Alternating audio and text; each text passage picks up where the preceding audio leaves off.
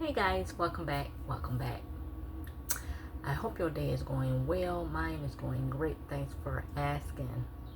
But I was just sitting here earlier and I was watching the news and it came across that they're about to cut funding for PBS and what is it, NPR. And I love PBS. I mean, been watching it ever since I was a little youngster. With Sesame Street, I remember my kids used to watch that stuff, you guys, and it was it Super Y and what is it, Courage to George to Courage or something like that, and all of these little programs. And when I saw that, I said, why is they cutting this out? So as I did my research and as I was reading, PBS, they have like multiple channels, I can say. They have like Create. They have that's like what they do, the cookings, and they had a regular PBS, and they had like different ones. Then I'm reading this, I said, why would these folks cut off PBS? What's this about? And when I got to reading, the reasoning is, quote unquote, radical left lunatics and a bias against conservative. And something about I don't want to be mistaken, like about the gay community.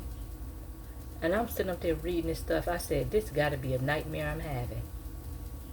You mean to tell me they're about to cut this funding for these kid programs because of this nonsense? Just don't make sense. But let me tell you guys, every time you turn around, it's something going on. Something. And also in my neck of the woods, we have the opera. It's in downtown. It's the opera. It's very I don't particularly listen to opera, but it's very popular for those folks that listen to it, because when you go down in that area, it's a line, everything. So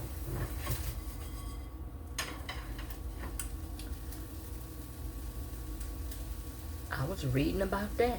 They're going to have to shutter their doors and close their doors because the funding that they was getting from the government about to get axed.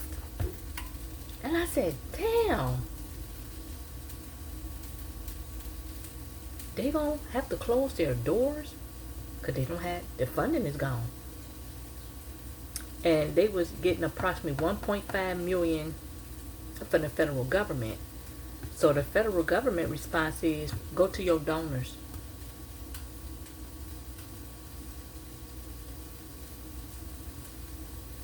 Then with the health care,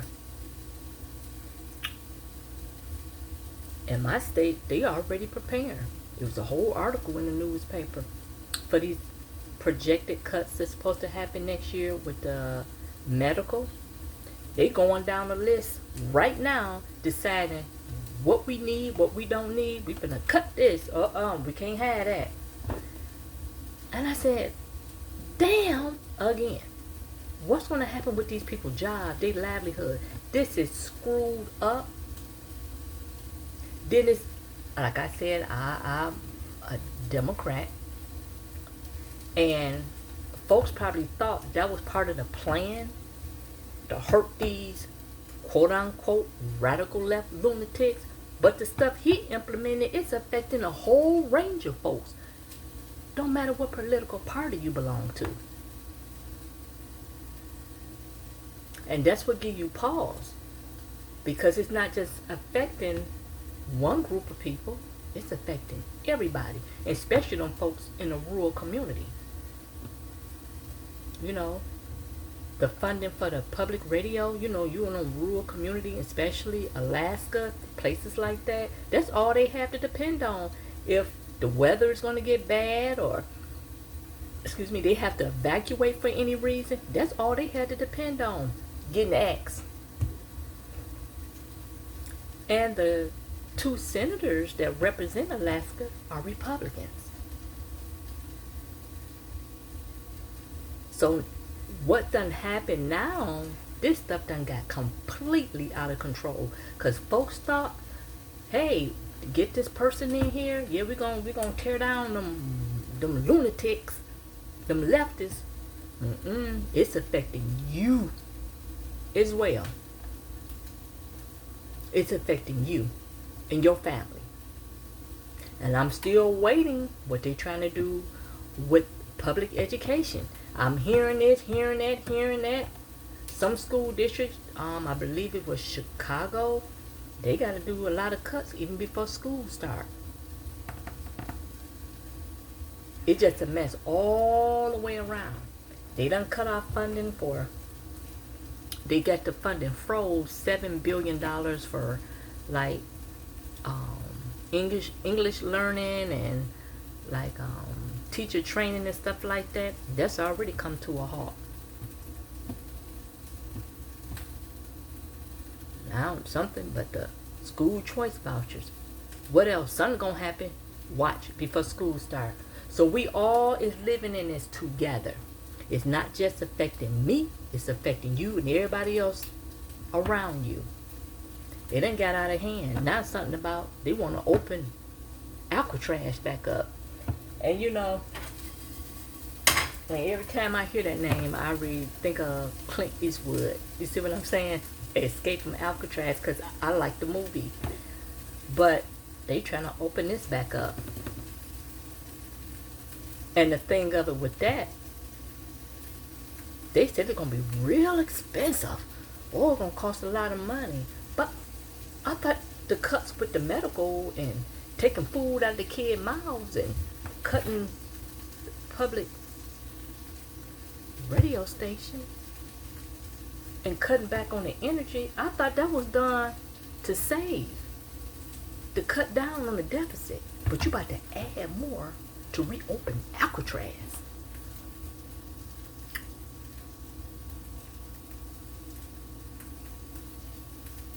Don't make sense, do it. But there's one sliver of hope. The polling already started. The Democratic Party is very enthused about voting in the 2026 midterms. More enthused than the 2022 midterms. Okay? So that's a sliver of good news. Because these cuts and everything is starting to hit home, starting to hit everybody.